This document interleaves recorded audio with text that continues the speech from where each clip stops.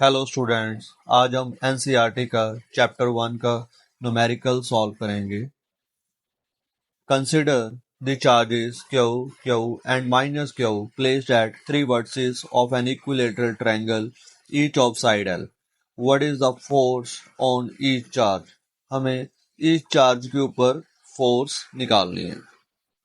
तो हमारे पास एक इक्विलेटरल ट्रायंगल है, तीन चार्जेस हैं at the vertices A B and C. तो एक चीज याद रखनी है, like charges repel each other, भूलना नहीं है। Like charges repel each other and unlike charges attract each other. याद रखना है, अनलाइक चार्जेस है वो आपस में अट्रैक्ट करेंगे। ए बी और सी के ऊपर चार्जेस है Q Q and minus Q. A और बी के ऊपर जो चार्ज है वो क्यू क्यू है, सेम साइन का है, तो क्या होगा, रिपल्शन होगी, मतलब दोनों एक दूसरे को आउटवर्ड रिपेल करेंगे। इसी तरह से बी और सी के ऊपर चार्ज है Q and minus Q, it will attract each other, मतलब टुवार्ड्स ईच अदर जाएंगे। इस तरह से सी और ए में भी अट्रैक्शन होगी, that is towards each other. अब इस तरह से हर एक चार्ज के ऊपर दो फोर्सेस लग रही हैं, तो हम फोर्सेस को नाम दे देते हैं। ए के ऊपर जो फोर्स लग रही है F12 एंड F13। F12 क्या है, force on charge Q1 due to charge Q2। F12 का मैग्नीट्यूड निकालने के लिए हम कूलम्स लॉ का फार्मूला यूज करेंगे, 1/4πε0 Q1 Q2 by L square. 1/4πε0 को हम K लिख देंगे, Q1 और Q2 Q के इक्वल है, that is Q square by L square. ये आ गया F12 का मैग्नीट्यूड। इसी तरह से हम F13 that is force on Q1 due to Q3, तो उसका मैग्नीट्यूड आ जाएगा 1/4πε0 Q1 into Q3 by L square. तो 1/4πε0 को K Q1 Q3 Q के इक्वल है, डिवाइड बाई एल स्क्वायर आ जाएगा। इसी तरह से हम F21 is equal to F12 लिख सकते हैं, क्योंकि फोर्सेस सेम आ रही है, क्योंकि चार्जेस सब जगह सेम पड़े हैं, क्यू क्यू एंड क्यू, बस साइन का डिफरेंस है, तो मैग्नीट्यूड सब केस में सेम आने वाला है। तो इस तरह से F21 is equal to F12 is equal to K Q square by L square. तो इस केस में भी मैग्नीट्यूड सेम आया, डायरेक्शन सभी की अलग अलग है, ध्यान रखना इस चीज का, डायरेक्शन अलग अलग है। तो F23 इज इक्वल टू, तो हम इस अज्यूम कर लेते हैं कि ये सभी फोर्सेज जब सेम है, हम उसको F से रिप्रेजेंट कर लेते हैं। तो F23 is equal to F आ जाएगा, इज इक्वल टू F। जो बाकी फोर्सेज पेंडिंग है, 3-2 है, 3-1 है, ये सब फोर्सेज इक्वल है। अभी हमने देखा कि फोर्सेस का मैग्नीट्यूड सेम आ रहा है, बट डायरेक्शन डिफरेंट है। F12 और F13 का रिजल्टेंट निकालने के लिए हम parallelogram law of vector addition का मेथड यूज करेंगे। तो इसका रिजल्टेंट इसके डायगोनल से रिप्रेजेंट किया जाएगा, और इन F12 और F13 में जो एंगल आ रहा है दैट इज 120 डिग्री आ रहा है। जो रिजल्टेंट है उसको हम F1 से रिप्रेजेंट करेंगे। तो resultant of F12 and F13 is F1। अगर आप ऊपर देखो तो F12 और F13 का मैग्नीट्यूड सेम है, दैट इज F, तो इसी को हम रिजल्ट यूज करेंगे। तो F1 की वैल्यू आ जाएगी F12 square plus F13 square plus 2 into F12 into F13 under root is equal to F, एक मिनट, यहाँ पे कॉस एंगल बिटवीन आएगा, तो कॉस 120 है, that is angle between F12 and F3, तो रिजल्टेंट आ जाएगा F square plus 2F square cos of 120 degree. तो कॉस 120 की वैल्यू होती है -1/2, तो ये बन जाएगा 2F square plus 2F square into -1/2, तो 2 से 2 कट जाएगा, तो बच जाएगा 2F square minus F square under root.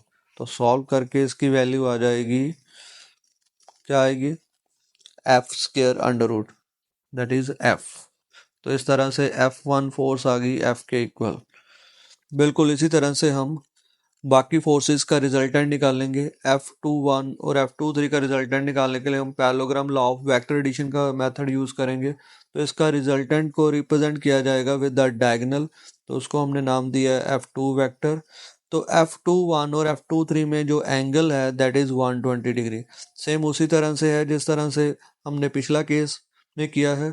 तो इसका रिजल्टेंट निकाल लेंगे। F2 is equal to F21 square plus F23 square plus 2 into F21 into F23 and the cos of the angle between them। कितना angle है उसके बीच में? cos 120। तो F21 और F23 की वैल्यू F है। सेम ऊपर वाले केस की तरह F2 का भी रिजल्टेंट जो है that is equal to F। तो F1 की वैल्यू भी F आ गई, F2 की वैल्यू भी F आ गई।